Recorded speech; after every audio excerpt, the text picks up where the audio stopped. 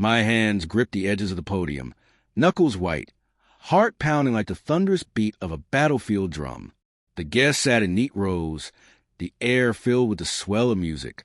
Soon, Lily would glide down the aisle, a vision of grace and beauty. This was meant to be the brightest day of my life, the culmination of everything we had built together. But an hour earlier, in the quiet of the dressing room, I had been adjusting my tie when she stepped in. Her gown shimmered like starlight, but her eyes betrayed her. There was a flicker of doubt in them, a storm brewing just beneath the surface. "We need to talk," she whispered, her voice fragile, carrying a weight that I couldn't yet understand. I turned to face her, forcing a smile I didn't feel. Here we were, on the cusp of forever, and she wanted to talk. I could feel the tension in the air, thick like smoke. "Now," I asked, though I already knew. I knew something was off. Her fingers twisted together nervously. "It's about James." That name struck me like a physical blow. James. The ghost of him had haunted our relationship from the beginning, lurking in the shadows, the one she swore was a part of her past. But now, on our wedding day, it seemed he was back to torment us both.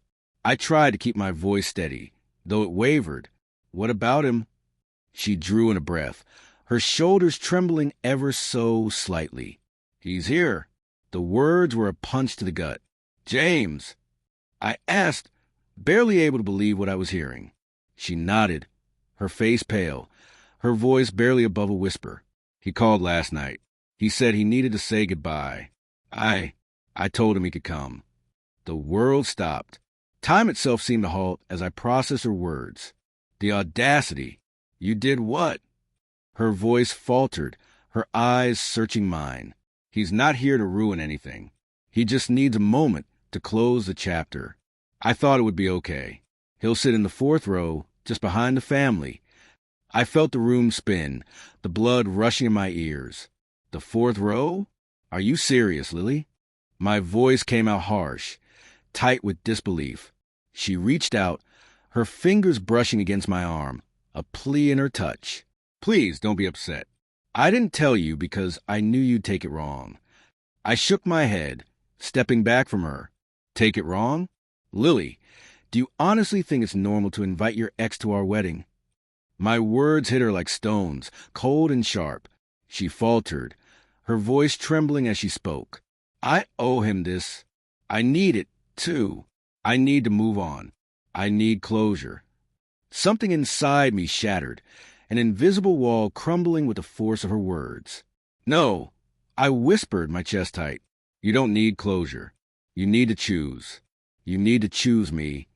Her breath caught, her face a mixture of pain and confusion. "Don't make me do this," she pleaded, her voice barely audible, as if begging for a different outcome. But I was already gone. Without another word, I turned and walked away, past the altar, past the guests, past the future we had planned. My footsteps echoed through the silence of the church, each one taking me further from everything we had built. The door slammed shut behind me, the sound reverberating in my chest as I stepped into the cold air. The world outside felt distant, unfamiliar, like I had somehow stepped into a new life, one I hadn't expected. My chest was tight with the weight of the decision, the cold settling in. People probably thought I was still inside, still standing there, waiting for her, but I was done. I walked, one foot in front of the other, each step carrying me further away from the life I had imagined with her. The limo meant for our reception passed by, the driver giving me a puzzled glance. But I kept walking. My phone buzzed in my pocket. Lily's name flashed on the screen. I almost answered. Almost. But then her eyes appeared in my mind, her uncertain gaze, the flicker of doubt I had seen earlier, the eyes of someone unsure of me, not someone who was certain, who was fully mine. I turned off the phone, taking a deep breath, letting the cool air numb the pain. I walked into the city, the night blurring into fragments of memory. I found a bar, its dim lights and worn stools a haven for the broken. The bartender slid a whiskey toward me without a word. "Bad day?" he asked, his voice low. Something like that. I replied, the words bitter on my tongue. The liquor burned as it slid down my throat, but I welcomed the pain, hoping it would numb the ache in my chest. I chased the burn, trying to forget the image of her, standing there in her dress, twisting her hands, needing something I couldn't give. Hours later, the bartender called last call. I didn't have a destination. My feet carried me back into the streets, the weight of what had just happened pressing down on me with every step. My phone buzzed again, 42 missed calls. Lily, my brother, my parents.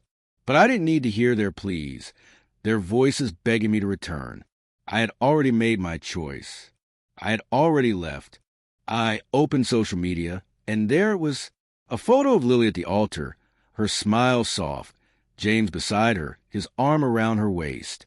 The caption read, asterisk, when old flames flicker. Asterisk beneath it, comments flooded in, buzzing with confusion. People whispered, speculating what had gone wrong. Then, a grainy image surfaced, showing them leaving together. Had she run to him the moment I walked away? Had she been waiting for an excuse to be with him all along? I didn't want to know. I didn't want the answers, because they wouldn't change a thing. She had made her choice, and now I had to make mine.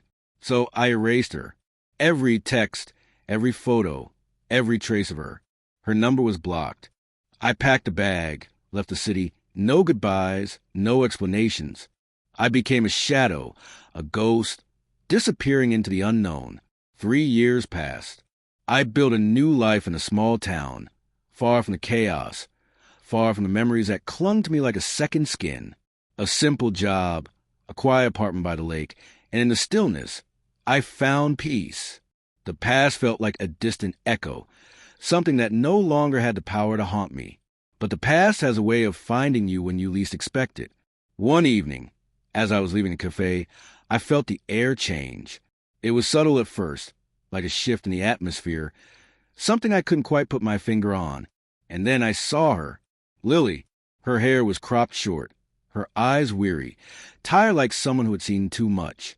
She looked worn, the weight of the years pressing down on her in ways I couldn't ignore. It was her, no mistake about it. I could have turned away, could have kept walking, but my feet stayed rooted to the ground. She crossed the street, her arms folded tightly around herself, as if trying to protect something fragile. "Daniel," she said, her voice soft, filled with quiet ache.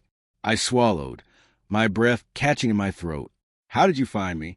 Her lips curved into a bittersweet smile. I never stopped searching. The silence between us felt thick, heavy with everything unsaid, everything that had passed between us. Finally, she spoke again, her voice small but determined. "I need to explain." I shook my head. "You don't." But she insisted, her voice trembling. "I do. After you left, I fell apart. James, he was just there. A crutch. I thought he'd help me heal, but he only made it worse." She paused, exhaling sharply.